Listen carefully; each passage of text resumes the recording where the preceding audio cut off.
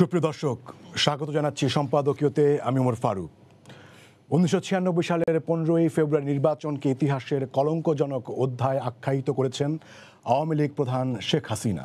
ওবায়দুল কাদের বলেছেন, 15ই ফেব্রুয়ারির ভোটারবিহীন নির্বাচনকারীরাও গণতন্ত্রের ফেরিওয়ালা সাজে। স্থানীয় সরকার নির্বাচন সহ সম্প্রতি অনুষ্ঠিত নির্বাচনগুলোর পরিপ্রেক্ষিতে বিএনপি বলছে, আওয়ামী লীগ গণতন্ত্র ও জনগণ থেকে দূরে সরে গেছে। গণতন্ত্র নিয়ে পাল্টাপাল্টি অভিযোগের এই সময়ে আজকের সম্পাদকীয় গণতন্ত্রের ফেরিওয়ালা। আর আলোচনার জন্য আমাদের সাথে স্টুডিওতে আছেন এম এ মান্নান এমপি, পরিকল্পনা মন্ত্রী, এবং Shawkat Mahmud, vice chairman BNP.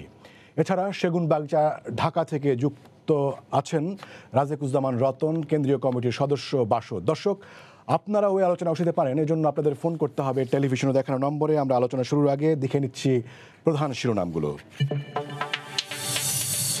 Teesta চুক্তি নিয়ে ফের হতাশার কথা শোনালো ভারত। অভ্যন্তরীণ রাজনীতির ফেরে 1 দশকেরও বেশি সময় ধরে ঝুলে আছে সমাধান। হিস্সা আদায়ে চীনের মহাপরিকল্পনা বাস্তবায়নের দাবি। মুক্তিযোদ্ধা ভাতা 12,000 থেকে বাড়িয়ে 20,000 টাকা করার ঘোষণা প্রধানমন্ত্রী। বললেন, বঙ্গবন্ধুকে হত্যা করে ক্ষমতা দখলকারী জিয়াউর রহমান হরণ করেন ভোটের অধিকার। 1 নয়, 2 মাস পর দেয়া হবে করোনা টিকার দ্বিতীয় ডোজ। আগামী সপ্তাহেই দেশে আসছে পরবর্তী চালান। বয়সসীমা নামতে পারে 40-এর নিচে।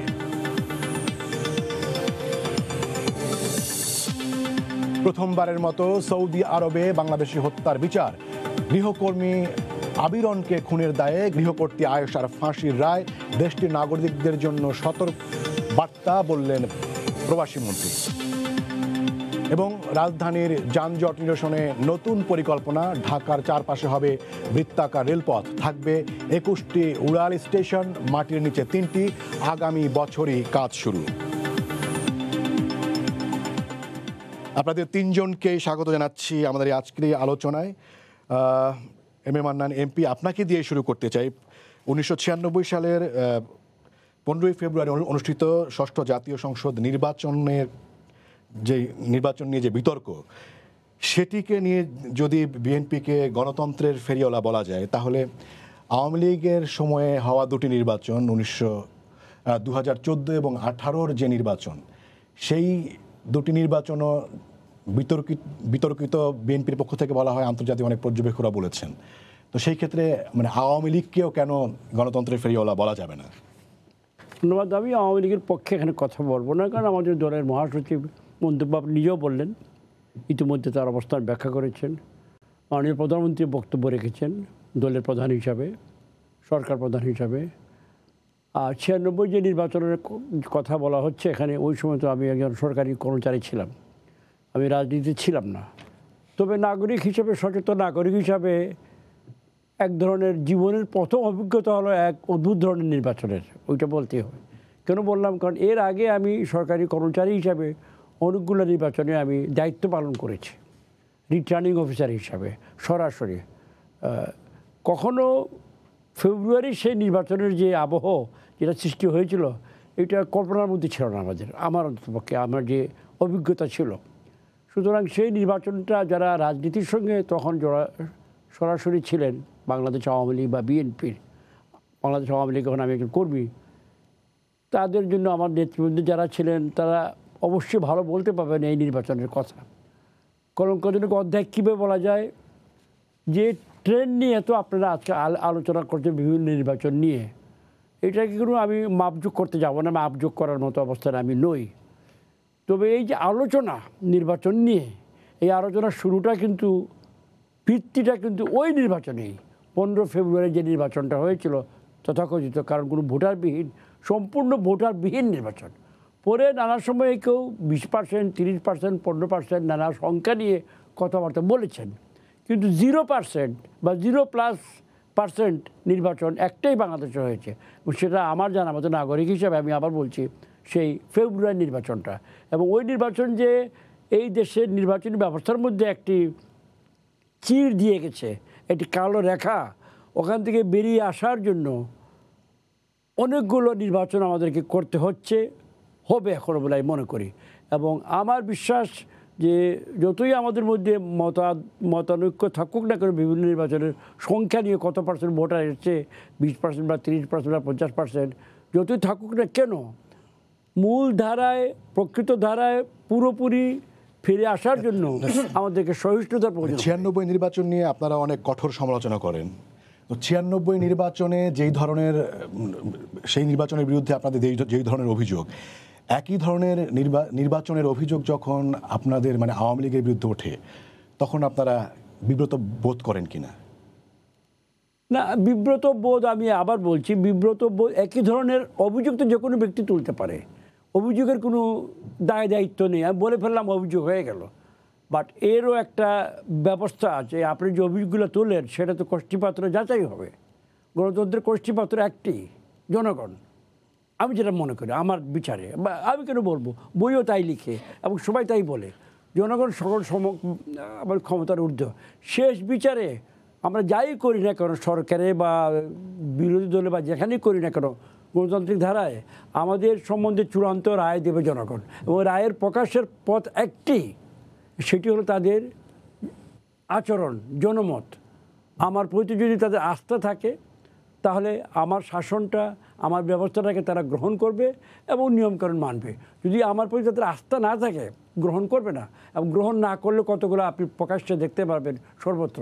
আমি এইটা বলতে পারি, এইটুকু তোমাকে বলতে পারি কনফিডেন্টলি, আস্থার সহ, যে বিগত কয়েক বছর যতই আপনার নির্বাচন নিয়ে অনেকে প্রশ্ন করুন না কেন, 14, 18 বা এইসবের, শেষ বিচারে বাংলাদেশের জনগণ আওয়ামী লীগকে এই কয়েকটি নির্বাচনে রিটার্ন করেছে লিগেলি, এবং তারা আওয়ামী লীগের সঙ্গে আছে। এটা আমার কাছে প্রমাণ করার একমাত্র উপায় হল বাংলাদেশের মানুষের আচরণ। বাংলাদেশের মানুষ একটানা আওয়ামী লীগকে সমর্থন আপনি মানে লিগ্যালিটির কথা বলেছেন। 15 ফেব্রুয়ারি নির্বাচন নিয়ে বিএনপিও কিন্তু সাংবিধানিক ধারাবাহিকতার কথা বলে, সেটার উত্তরে আপনি কি বলবেন? আমি আপনার কাছে পরে আসবো। শওকত মাহমুদ, আপনার কাছে যেটি জানতে চাই সেটি হচ্ছে, মানে সাম্প্রতিক যে 2টি নির্বাচন নিয়ে আপনারা মানে যে সকল প্রশ্ন তোলেন, যেমন ধরেন নির্বাচনের হার কম হওয়া।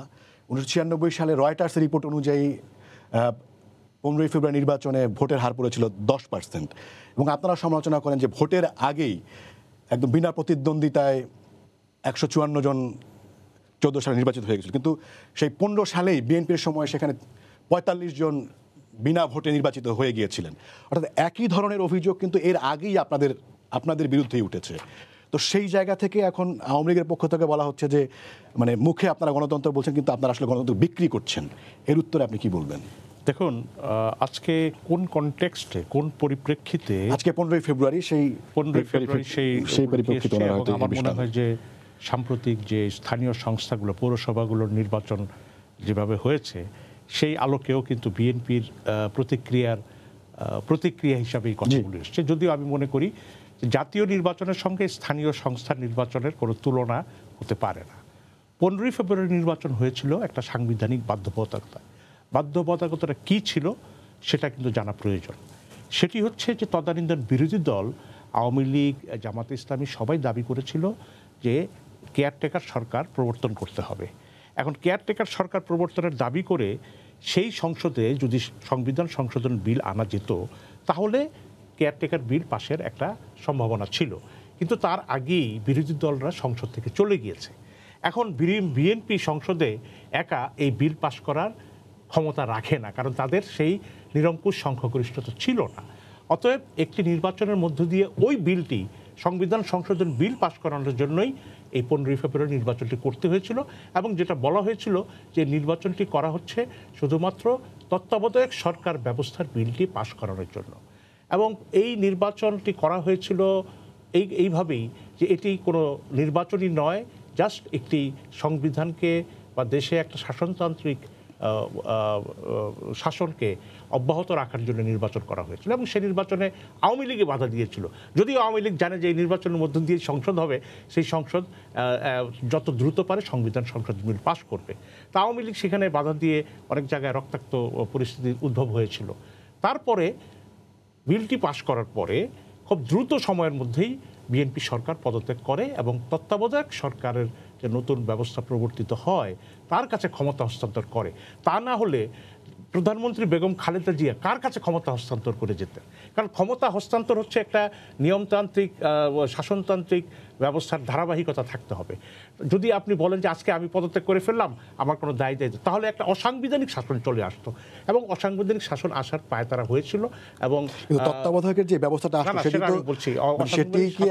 সেটি তো মানে বিরোধীদের আন্দোলনের পরিপ্রেক্ষিতেই নির্বাচন এবং সংবিধান সম্মত করার জন্যই। কিন্তু তখন যখন সবাই সংসদে ছিলেন, আমি কথাটা বলছি, যদি এটি করা হতো, সেই নির্বাচনটির বিরোধিতা করা হলো, কিন্তু সেই নির্বাচনের মাধ্যমে যে তত্ত্বাবধায়ক সরকার গঠিত হলো, সেটা বিরোধী দল কিন্তু তার 16 আনা বেনিফিটই তারা নিল, 16 বেনিফিট তাদের দাবি পূরণ হলো। কিন্তু তারা এখনো বলে যে এই 15ই ফেব্রুয়ারি নির্বাচন দেশে একটা কলঙ্কজনক অধ্যায় সৃষ্টি করেছে। তো আমি এই নির্বাচনের এই প্রেক্ষাপটটা এই কারণে বললাম যে অনেকে ভুল বুঝেন যে 15ই ফেব্রুয়ারি নির্বাচন কি করার কোনো দরকার ছিল। তাহলে বেগম খালেদা জিয়া কার কাছে ক্ষমতা হস্তান্তর করতেন? ক্ষমতা হস্তান্তর না করে একটি সরকার বিদায় নেয় কিভাবে? তারপরে কে আসবে? সেটাই তো একটা বড় প্রশ্ন ছিল। এবং তখন একটি কুয়ের ষড়যন্ত্র দেখি আমরা এই প্রশ্নের উত্তর আমি রাষ্ট্রপতির বিরুদ্ধে কু, সেখানে সামরিক বাহিনীর মধ্যে তদানীন্তন সেনা প্রধান এক ধরনের একটা বিশৃঙ্খলা চেষ্টা করেছিলেন, সেটাকে দমন করা হয়েছিল। এখন আপনি যদি 15ই ফেব্রুয়ারি নির্বাচনকে 2014, 2018 নির্বাচনের তুলনা করেন, 14ই ফেব্রুয়ারি নির্বাচনটা দিনের বেলায় হয়েছিল। তো 15ই ফেব্রুয়ারি দিনে মানুষ ভোট কেন্দ্রে গেছে বা সহিংসতার জন্য ভোট দিতে পারে নাই। কিন্তু 2018-তে যেটা হয়েছিল, তো দিনে তো নির্বাচনই হয়নি। এবং চিফ ইলেকশন কমিশনারও পরে বললেন যে এখন থেকে নির্বাচন দিনের বেলায় হবে, রাতে হবে না। তো মধ্যরাতের নির্বাচন করে এটা যদি তুলনা করেন, আমরা নিশ্চয়ই এই বিষয়ে আসবো। আমার মনে হয় যে মানে 15ই ফেব্রুয়ারিকে ঘিরে সবচাইতে বড় প্রশ্ন আমার কাছে সেটি হচ্ছে মানে নির্বাচন কমিশনের যুগ্ম সচিব মনে আছে।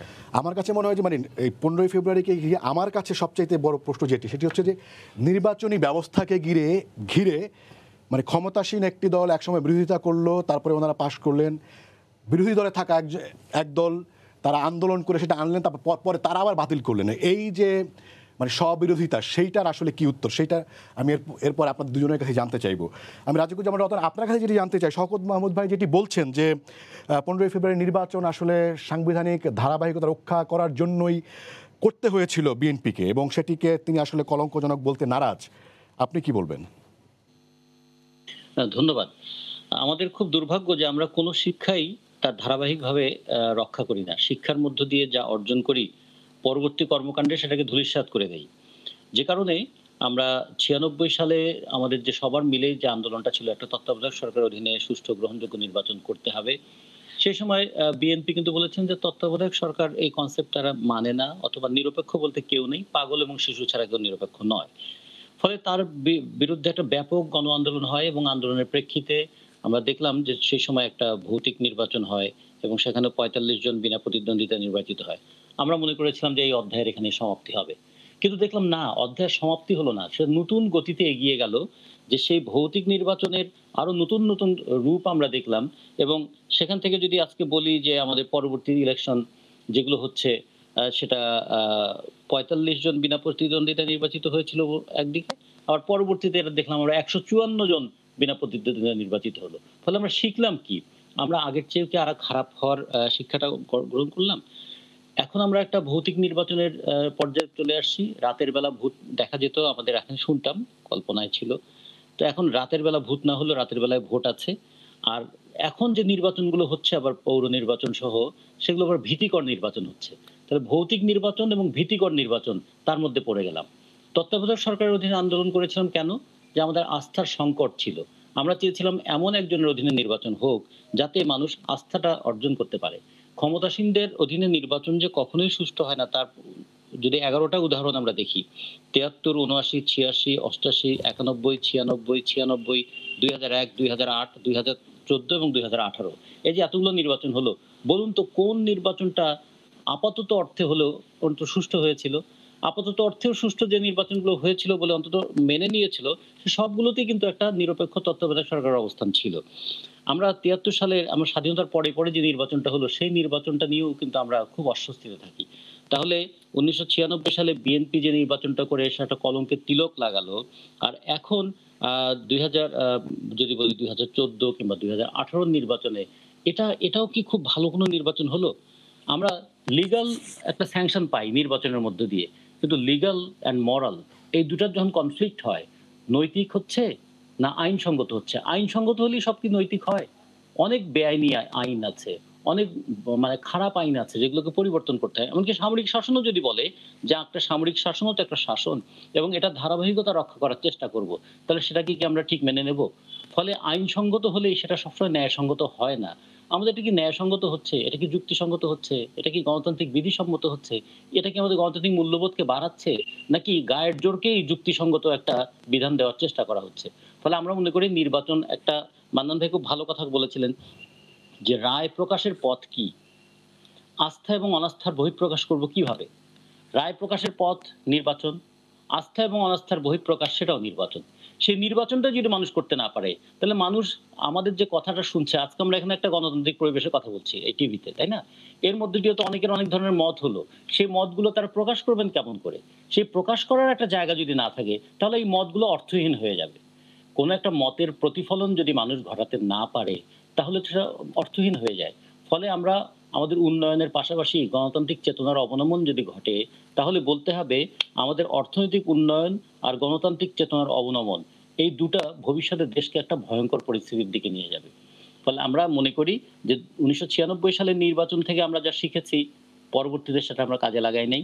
আর আজকে আপনারা যে টপিকটা ঠিক করেছেন গণতন্ত্রের ফেরিওয়ালা, ফেরিওয়ালা তো ফেরি করে বিক্রি করে কিসের জন্য? লাভ করার জন্য না, মুনাফা করার জন্য। তাহলে গণতন্ত্র কি একটা লাভের বিষয়? গণতন্ত্র কি বিক্রি করার বিষয়? গণতন্ত্র থেকে কি মুনাফা নেওয়ার বিষয়? নাকি গণতন্ত্র একটা মর্যাদা বোধ জাগিয়ে তোলে যে আমার ভোটটা আমি আমার মতো পছন্দের ব্যক্তিকে দেব? কোনো ধরনের বাধা জামাল রতন, আপনাকে ধন্যবাদ। এম এ মান্নান এমপি, আপনার কাছে আসতে চাই, সেটি হচ্ছে যে আপনি যদি শওকত মাহমুদ ভাই যেটি দাবি করেছেন যেটি সাংবিধানিক ধারাবাহিকতা রক্ষা করার জন্যই করা হয়েছিল, সেটি যদি আপনি উত্তর দেন। এর পাশাপাশি আমি যেই প্রশ্নটি করতে চাই সেটি হচ্ছে যে আপনারা একসময় যেই ব্যবস্থার জন্য আপনারা আন্দোলন করলেন এবং সেটি একসময় আপনাদের সময় বাতিল হলো, যদিও আপনারা বলছেন যে সর্বোচ্চ আদালত সেটি বাতিল করেছে, অর্থাৎ এটি এখন অসাংবিধানিক দাবি। তাহলে আপনারা যখন আন্দোলন করেছেন, মানে আপনার দল যখন আন্দোলন করেছে, তখন আপনি আওয়ামী লীগ করতেন না, তখন কি একটি অসাংবিধানিক দাবি নিয়ে এরকম একটি আন্দোলন গড়ে তুলেছিল কিনা আওয়ামী লীগ? এবং যদি সেটি হয়ে থাকে তাহলে এই মুহূর্তে এসে মানে দুঃখিত বলার প্রয়োজন আছে কিনা? এগুলো একাডেমিক তর্ক করা যায় নানা সিচুয়েশন, নানা প্রেক্ষিতে। অসাংবিধানিক যে ঘোষণাটা পরে এসছে, আমাদের দল তখন যে আপনি বললেন যে আমরা কেন তাহলে ওই সময় দাবি করছিলাম যেটা অসাংবিধানিক, তখন তো এই ধরনের কোনো ঘোষণা আমার জানার মতে উচ্চ আদালত থেকে ছিল না, পরে এসছে। আসতে পারে, কিন্তু আপনাদের দলে অনেক বড় বড় আইনজ্ঞ ছিলেন। আসতে পারে, আমাদের মধ্যে আইনবিদ আছেন, বাইরেও আছেন।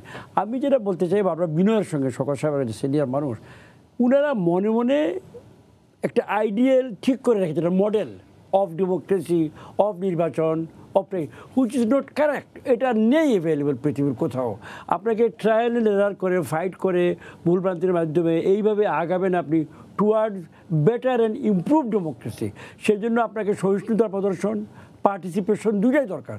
আপনি সকালে পার্টিসিপেট করবেন, বিকেলে করবেন না, গুসা করে বেরিয়ে যাবেন, আবার বলুন যে আমি ডেমোক্রেসিতে আছি। এই ধরনের অফ অ্যান্ড অন খেলা বোধ হয় ডেমোক্রেসিতে সম্ভব নয়। আমরা জনগণের যে মূল ইস্যুগুলা, তার সঙ্গে যদি আমাদের রাজনৈতিক দলগুলার সম্পৃক্ততা না থাকে, তাহলে we shall never be able to lead the people.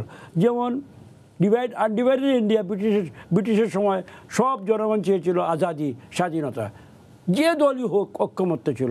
পাকিস্তানের সময় আমাদের প্রধান দাবি ছিল স্বাধীনতা। এর প্রতি কত ভুল ত্রুটি থাকতে পারে, কত ভোট আসতে না গেছে, কোনখানে কী হয়েছে না হয়েছে, হাজারো ধরনের ঘটনা হয়েছে। সব কিছু ছাপিয়ে আমাদের মূল দাবি ছিল স্বাধীনতা। এখন আমাদের মূল দাবিটা কি? এখন আমাদের মূল দাবি উন্নয়ন। এখন আমাদের মূল দাবি জীবন মান উন্নয়ন, ফুড, এডুকেশন, বিদ্যুৎ, সড়ক, মানুষের বিশ্বের সঙ্গে যোগদান করা। এখন যদি আমরা এই নুক্তাচিনি করি, এইটা ওইটা নিয়ে দাড়ি কমা নিয়ে আপনি একাডেমিক খেলা খেলতে পারেন, দ্যাট ইজ গুড একাডেমিক খেলা, কিন্তু প্র্যাকটিক্যাল পলিটিক্স এটা মিসফায়ার করবে বলে আমি মনে করি আমার নিজের ইয়েতে। সুতরাং এখানে যেটা আমি বলতে চাই যেটা, যে ঠিক আছে পিক অ্যান্ড চুজ করলে আপনি কিন্তু ত্রুটি পাবেন, আবার ভালো অনেক কিছু আছে যেটা আপনি এড়িয়ে যাচ্ছেন, খালি খারাপটা নিচ্ছেন। সহিষ্ণুতার সঙ্গে গ্রহণ করে পার্টিসিপেট করে খেলতে আসেন, খেলেন, হারলে হারাটাকে মেনে নেন, তারপরে আবার নেক্সট টাইম আবার প্রিপেয়ার, এই মনোভাব যদি আমাদের মধ্যে না আসে, অন্য নট অনলি ফর দেম, আমার জন্য আমি বলছি, না হলে আমরা এটা করতে পারবো না। কারণ আমি আবার বলছি, যেটা বারবার আমি সাধারণ লোক হিসাবে বলছি, আলটিমেট বিচারক জনগণ, এবং জনগণ গ্রহণ করেছে বলে আমার মনে হয়। কারণ রাস্তাঘাটে জীবন মানে কোথাও আমি অসন্তুষ্টির যে ক্লাসিক এক্সাম্পলগুলো দেখা যায় আমি দেখছি না এখন। সরকারের প্রতি অসন্তুষ্টি, সরকারের প্রতি অগ্রহণযোগ্যতা, যেটা আমরা পাকিস্তানের সময় লক্ষ্য করতাম মানুষের আচরণে, পাকিস্তানের তৎকালীন, আমরা বর্তমান যে শাসক আমরা যারা আছি, আমাদের যে কর্মসূচিগুলো আছে উন্নয়নমূলক বিশেষ করে, তার প্রতি জনগণ শতভাগ সমর্থন দিচ্ছে, উদ্বেলিত। শুনেন, how you can do it, যেখানে সারা দেশের মানুষ, কোটি কোটি মানুষ পদ্মা সেতু চায়, আপনি বলেন যে এইটা কোনো বিষয় না, এইটা পরে করলে হতো, না করলে হতো, খরচ নিয়ে আপনি তর্কাতর্কি শুরু করে দিলেন। You are not in tune with the people. মানুষ চায় পদ্মা সেতু, আপনি এটা নিয়ে আপনার বিচারে এটাকে যদি বলেন যে এটা আমাদের অগ্রাধিকার নয়, ইউ আর রং। না, মানুষ অবশ্যই পদ্মা সেতু চায়, কিন্তু মানুষ যে আপনাদের মানে সকল পদক্ষেপ নিয়ে সন্তুষ্ট, সেইটা আসলে আপনারা কিভাবে বুঝতে পারছেন? আমি মনে করি, কারণ আমি তো চলাফেরা করি, আমার ভোটার আছে, আমি তো একজন জনপ্রতিনিধি, আমার জনগণের সঙ্গে আমার সম্পৃক্ততা রোজ ভিত্তিতে আছে। আমি আমার এলাকায় যাই, ফোনে কথা বলি। সেটাই কোনো বৈজ্ঞানিক পদ্ধতি কিনা? হয়তো বিএনপির একজন বলবে যে আমি আমার নেতা কর্মীদের সাথে কথা বলি, আমি আমার এলাকার সমর্থকদের সাথে কথা বলি, তারা হচ্ছেন সন্তুষ্ট না, তখন আসলে সেটা আসলে আমার মনে বৈজ্ঞানিক হয়, কিনা? শুনেন, এখানে একটা নিজের যে লোক নির্বাচিত প্রতিনিধি, তার নিজের একটা ফিফথ সেন্স আছে এখানে, যে সেন্স দিয়ে সে বিচার করে।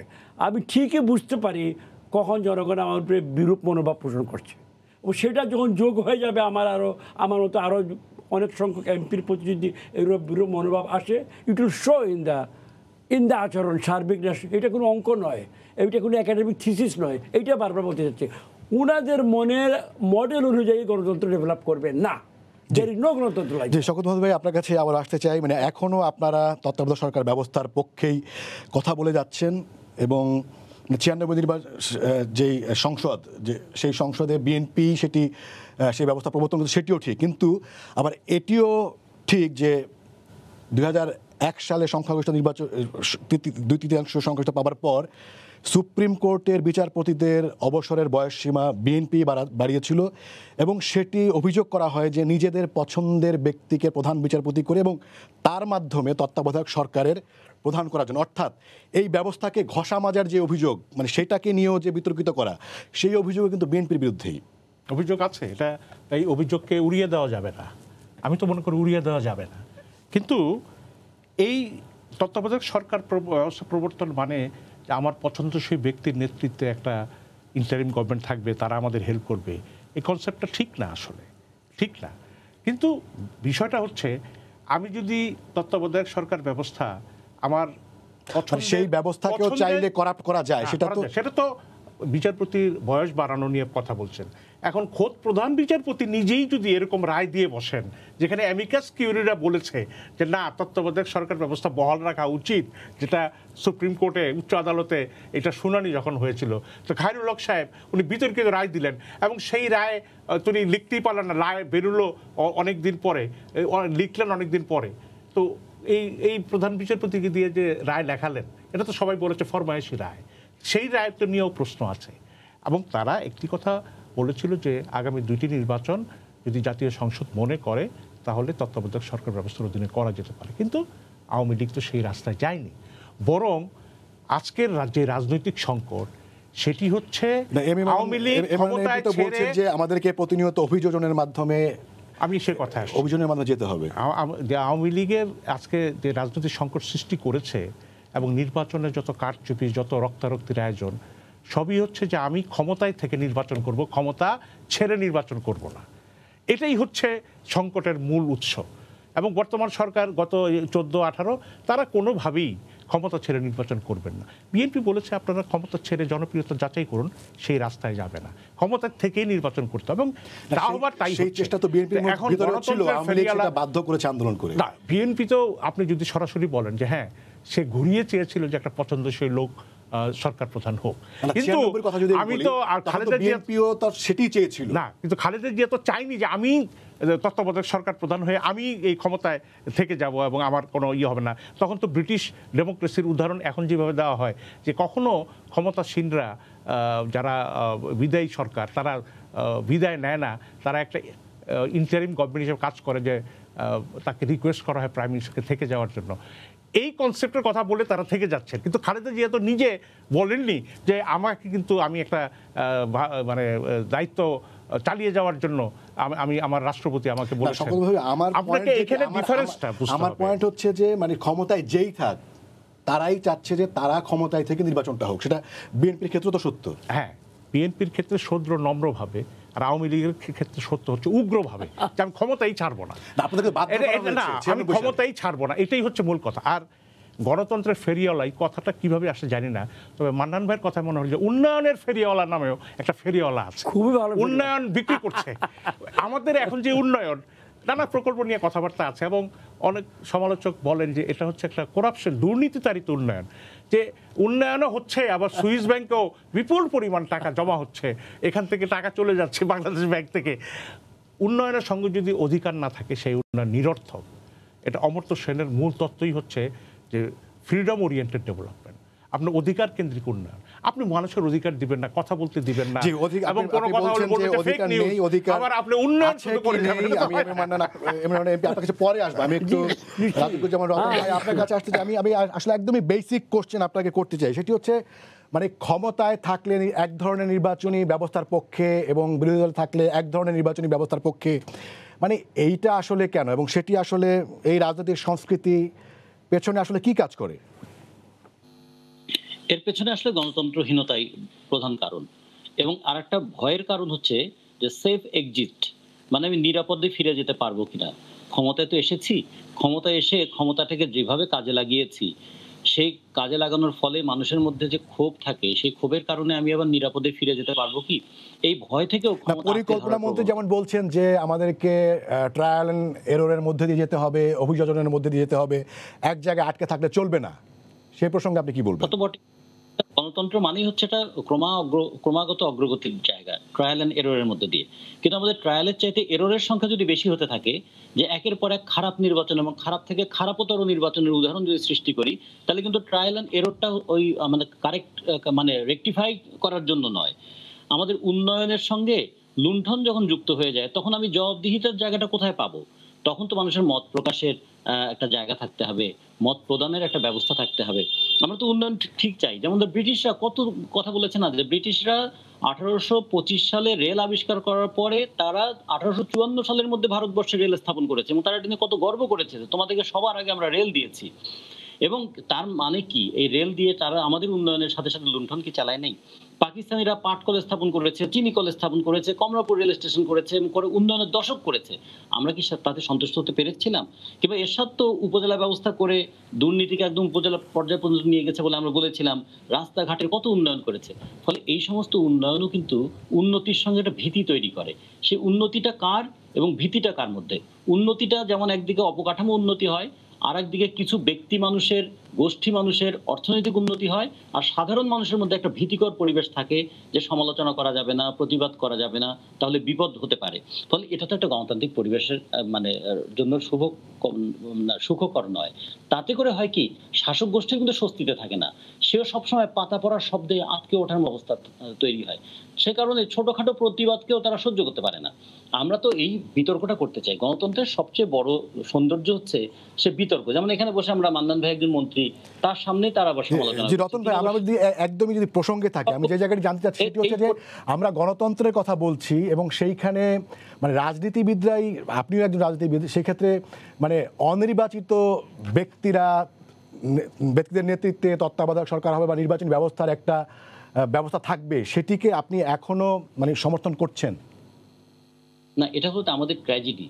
মানে আমরা রাজনীতিবিদরা, যেমন ধরেন পার্লামেন্টে ব্যবসায়ীদের এমন প্রাবল্য হয়েছে যে ব্যবসায়ীরা পার্লামেন্টে বসে তারা তো ব্যবসার বাইরে অন্য কিছু করবেন না, সেটা একটা দিক। ঠিক তেমনি রাজনীতিবিদরা যে ঠিক রাজনীতি চর্চা না করলেই তো তখন এই প্রশ্নটা আসে, তত্ত্বাবধায়ক সরকার প্রশ্নটা কেন এসেছিল 1991 সালের নির্বাচনের সময়, এই বিষয়টা কেন এত বেশি করে এলো?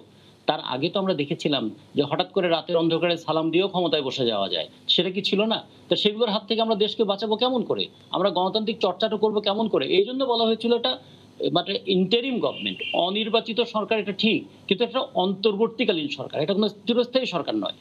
নির্বাচিত স্বৈরাচারও হতে পারে, অনির্বাচিতও স্বৈরাচার হতে পারে। তাহলে স্বৈরাচারী ব্যবস্থাটা আছে কিনা সেটা আমাদের দেখতে হবে। একটা গণতান্ত্রিক ব্যবস্থা উত্তরণের স্বার্থে আমরা কি কি করতে পারি। কিন্তু আমরা তো দেখলাম যে 2008 সাল থেকে 2020 সাল পর্যন্ত দেশের উন্নয়ন কি হয় নাই? মাথা পিছু আয় কি বাড়ে নাই? আমাদের জিডিপি কি বাড়ে নাই? আমাদের এগুলো আমরা বললে আমরা পদ্মা সেতু কি হচ্ছে না? এগুলো সবই হচ্ছে। জি রতন ভাই, আপনিও উন্নয়নের প্রশ্ন তুলছেন, আমি এম এ মান্নান এমপি আপনার কাছে আসতে চাই। সেটি হচ্ছে তাহলে জি যে উন্নয়ন নিয়ে মানে দুইজন এই প্যানেলে দুইজনই প্রশ্ন তুলেছেন সেটির মানে যথার্থতা নিয়ে, এবং ট্রায়াল অ্যান্ড এররের কথা বলা হচ্ছে। আপনি বলছেন যে ট্রায়াল অ্যান্ড এররের মধ্যে যেতে হবে, কিন্তু বলছে যে এররটাই বেশি হচ্ছে, একের পর এক নির্বাচন খারাপ থেকে খারাপতর হচ্ছে। তো সেই ক্ষেত্রে আসলে এটা আমি একমত নই। আমি দুঃখিত রাজিক সাহেবের কাছে, সিনিয়র একজন রাজনীতিবিদ, তিনি স্বৈরাচারের উন্নয়ন, ঔপনিবেশিক উন্নয়নের সঙ্গে আমাদের উন্নয়নের তুলনা করলেন, বললেন যে ওরাও তো উন্নয়ন করেছিল। কেন করেছিল ব্রিটিশরা রেললাইন স্থাপন, পাকিস্তানিরা কোথায় কী করেছিল উনি ভালো করে জানে, আমার চেয়ে বেশি জানে। আমরা কি করছি? আমরা ঘরে ঘরে বিদ্যুৎ জ্বালাচ্ছি। এই উন্নয়ন কি ব্রিটিশের উন্নয়নের সমান হলো? আমরা দারিদ্র্য কমিয়ে 80% থেকে 20-এ নামিয়েছি, 15 নামিয়েছি। এই উন্নয়ন কি ব্রিটিশের উন্নয়ন, পাকিস্তানের উন্নয়ন? আমরা সারা দেশে অবকাঠামো নির্মাণ করেছি, পাকিস্তানিরা করেছিল। আমরা সাক্ষরতার হার বাড়িয়েছি। আমরা কৃষিতে, খাদ্যে স্বয়ংসম্পূর্ণতা অর্জন করেছি একটানা পরিশ্রম করে, সকলকে সঙ্গে নিয়ে। এই সকল উন্নয়নের যে গুণগত পরিবর্তন আমরা আমাদের সমাজে বা দেশে অর্থনীতিতে আসছে, ব্রিটিশের সময় কি সেটা ছিল? ব্রিটিশ সময় কি আমাদের মাথা পিছু আয় এখনকার সমান ছিল? পাকিস্তানের সময় ছিল? সুতরাং এই নিয়ে তর্ক আমি করতে চাই না। আমি যেটা বলতে চেয়েছিলাম, হ্যাঁ, আপনাকে প্রোগ্রেসিভলি ঊর্ধ্বে যেতে হবে, গণতন্ত্রের পথে হবে, কিন্তু উন্নয়ন ওয়েট করবে না। ক্ষুধার্ত মানুষের পেটে দুপুরে খাবার না পেলে রাতে খাবারের আশায় গণতন্ত্রের খাবার রাতে খাবে, ডিনার, ডেমোক্রেটিক ডিনার, এই জন্য দুপুরের খাবার ছাড়া সে বাঁচতে পারবে না। আমরা বাস্তবিক রাজনীতি করছি। আমরা রাজনীতি করছি সেই রাজনীতি যেখানে মানুষের অগ্রাধিকারগুলোকে প্রকৃতভাবে সাজানো হয়। কী সে অগ্রাধিকার? প্রথম অগ্রাধিকার জীবন মান, পশু জীবন থেকে মানুষ জীবনে প্রবেশের পথ, সেই কাজ আমরা করছি, আমার দল করছে।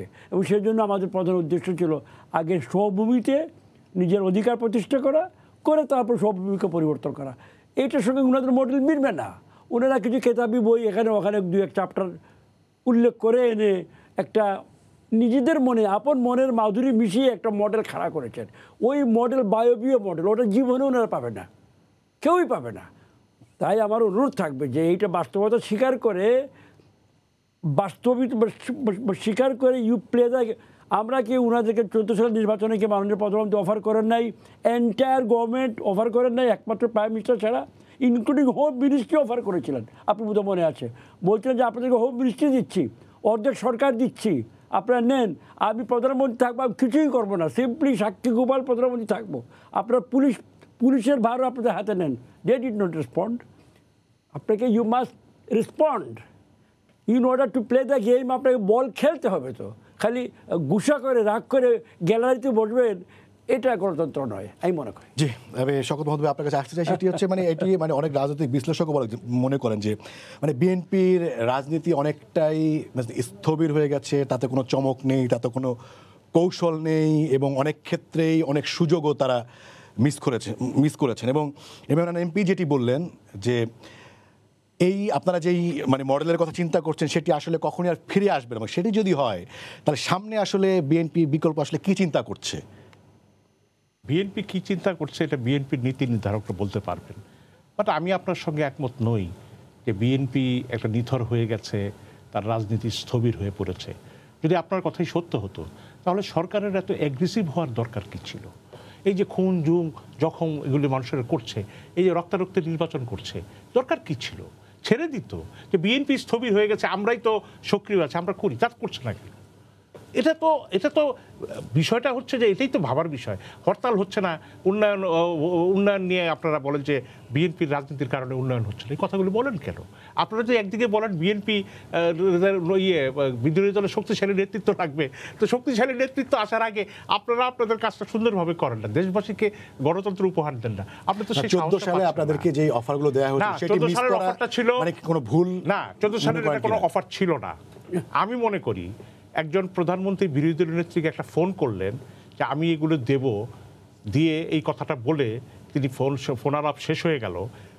সরকার যদি আন্তরিক অর্থেই মনে করতেন যে বিরোধী দলকে আমি সাথে নিয়ে এই নির্বাচনটা করব, তাহলে তো প্রধানমন্ত্রী বিরোধী দলের নেত্রীকে আহ্বান জানাতেন আলোচনার জন্য।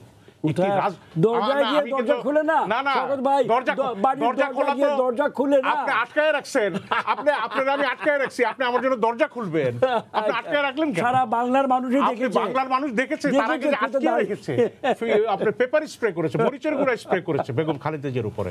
তো সেখানে আপনি বলে ফোনটা রেখে দিয়ে প্রচার পরের দিন একজন প্রধানমন্ত্রী যখন গেটে দাঁড়িয়ে থাকেন, না এখানে আপনি কথাটা খেয়াল করেন, সেটা হচ্ছে যে আপনি সাথে সাথে এটা টেপ করলেন, টেপ করে বাজারে ছেড়ে দিলেন।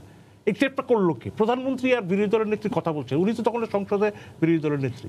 এই কথাটা কে টেপে ধারণ করলো? সরকার করেছে। এটা সরকারের একটা কৌশল ছিল যে দেখাবো যে আমি অফার করি। যদি অফার করতো বিরোধী দলের নেত্রীকে ডেকে সংসদ ভবনে, বিরোধী দলের নেত্রীর অফিসে অথবা সংসদ নেত্রীর অফিসে ডেকে আসুন আমরা আলোচনা করি, এটা তো ধারের কাছে যায়নি। এটা বলেই তারপরে বলে যে না এটা আমরা বলেছি, কিন্তু এটা নিয়ে কথা বললে তো হবে না, কারণ এটা কোনো যথার্থ কোনো প্রস্তাব ছিল না। এটা একটা আমরা বলি না বুড়ি ছোঁয়া, একটা পোষা দিয়ে গেছে আমাদের গ্রামবাসী করে এরকম। কিন্তু এখানে একটা কথা বলার আছে, যে সিদ্ধান্ত ঠিকই নিয়েছিল। আমি কথা বলি, সেটা হচ্ছে উনি এর মধ্যে কতগুলো কথা বলেছেন যে ওনারা বায়বীয় মডেল নিয়ে আসেন। আপনাদের যে সরকারের আয়, যে সরকারই থাকুক, বাংলাদেশের সরকারের আয় অনেক বেড়েছে, তা আপনারা এই আয় দিয়ে কী করতেন? আয় দিয়ে কি উন্নয়ন প্রকল্প নেওয়া ছাড়া আর কি কোনো গতি আছে নাকি? বলে যে আমরা করেছি। আর আপনারা তো করবে, আপনারা বিএনপির আমলের কাজগুলি করেন নাই, উপবৃত্তি, শিক্ষা উপবৃত্তি এগুলো চালু রাখেন নাই, কারণ আপনারা দেখতে হচ্ছে এটা চালু রাখতেই হবে, কারণ এগুলো আপনার ইউনিভার্সাল একটা মানে রুটিন ডেভেলপমেন্ট, এগুলো করতেই হবে। কিন্তু এই যে 5.5 লাখ কোটি টাকার বাজেট ওনারাও তৈরি করেন, উনি পরিকল্পনা মন্ত্রী। আমি কয়েকদিন আগে প্রথম আলোতে দেখেছি একটি রিপোর্ট, যে পরিকল্পনা কমিশনের একটি প্রতিবেদন গত জুলাই মাসে সাবমিট করা হয়েছে। সেখানে বলছে যে এই 5 লাখ 5.5 লাখ কোটির বাজেটের মধ্যে 96,000 কোটি টাকা হচ্ছে সেফটি নেটের বাজেট। তার মানে দুস্থ ভাতা, বিধবা ভাতা, অনেক রকমের ভাতা এগুলি দিয়ে মানুষকে, গরিব মানুষের জন্য দেওয়া হয়। এর 50%ই চলে যাচ্ছে দলীয় নেতাকর্মী, যারা ইউনিয়ন পরিষদের চেয়ারম্যান, সেও দুস্থ ভাতা নিচ্ছে। তাহলে পরিকল্পনা কমিশন গত জুলাই মাসে প্রতিবেদন পাওয়ার পর কি ব্যবস্থাটা নিয়েছে এই ব্যাপার? এটা তো পত্রিকায় উঠেছে। এটা পত্রিকায় উঠেছে, আপনি দেখেননি? কারণ আপনি যখন প্রতিবেদন পেলেন তখন আপনি কি ব্যবস্থা নিয়েছেন যে গরিবের জন্য টাকাটা, এটা দলীয় নেতাকর্মী যারা অর্থবান, বিত্তবান,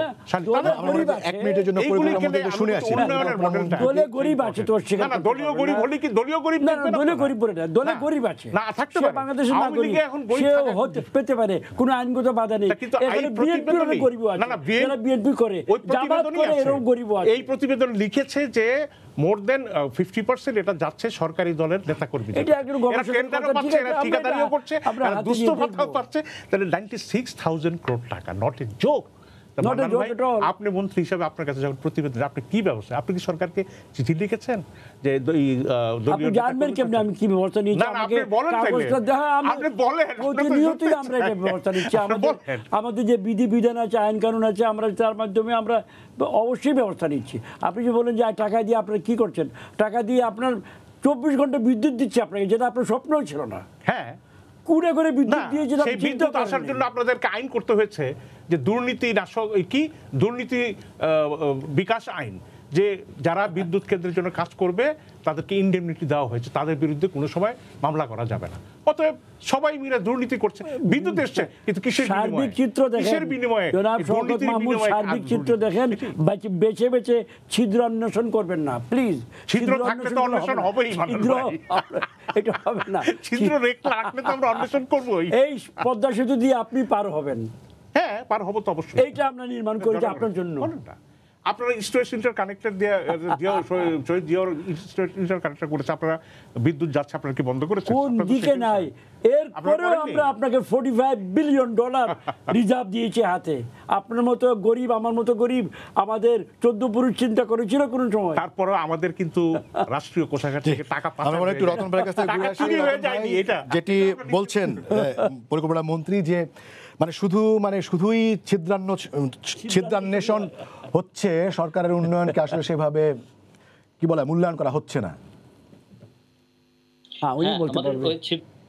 ছিদ্রান্বেষণ করার পদ্ধতিটা যেমন বন্ধ করতে হবে, প্রক্রিয়াটা বন্ধ করতে হবে, তেমনি ছিদ্রগুলো বন্ধ করতে হবে, যাতে আমরা খুঁজেও কোনো ছিদ্র না পাই। আর আরেকটা বিষয় আমি যেটা বলেছিলাম যে উন্নয়নের গল্প তো ব্রিটিশরাও করেছিল, পাকিস্তানেরও করেছিল। এই কথাটা আমি উদাহরণ হিসেবে বলেছিলাম এই কারণে যে বিদেশিরা উন্নয়নের কথা বলে আমাদের দেশটাকে লুট করে দিয়ে যেত, আর এখন আমাদের দেশের উন্নয়নের কথা বলে আমাদের দেশ থেকে টাকা লুট হয়ে যাচ্ছে। এটাই তো ট্র্যাজেডি। আমাদের 14 পুরুষ এই স্বপ্নটাই তো দেখেছিল। মন্ত্রী সাহেব যেটা বললেন যে আমাদের 14 পুরুষ কি এই $40 বিলিয়ন কথা স্বপ্নেও দেখেছিল? আমাদের 14 পুরুষের কিন্তু এই স্বপ্নটাই ছিল, এমন দেশ হবে যে দেশে শোষণ থাকবে না, যে দেশে লুণ্ঠন থাকবে না, যে দেশের সম্পদ কেউ নয়ছয় করবে না। আমাদের 14 পুরুষের সেই স্বপ্ন নিয়েই তো আমরা বর্তমান পুরুষ এখনো লড়ছি। এবং আমরা একটা মডেল নির্বাচন চাই, মানে কি অন্তত একটা গণতান্ত্রিক পরিবেশ চাই। আমরা অন্তত শুধু সিক্স সেন্স দিয়ে বুঝবো না, আমার বিবেক দিয়েই আমি বুঝবো তা না, আমরা একটা পদ্ধতি দিয়ে বুঝবো। আমি ব্যক্তিগতভাবে ভালো মানুষ তাই বলে সব মানুষ ভালো হয়ে যাবে তা না, আমি ব্যক্তিগতভাবে খারাপ মানুষ তাই বলে সব মানুষ খারাপ হয়ে যেতে পারে তা না। ফলে এমন একটা পদ্ধতি থাকবে, আমি খারাপ হলেও খারাপ কিছু করতে পারবো না, আর আমি ভালো হলেও আমি যেন সুরক্ষিত থাকি। এর জন্য একটা ডেমোক্রেটিক অ্যাটমসফিয়ার তো লাগবে।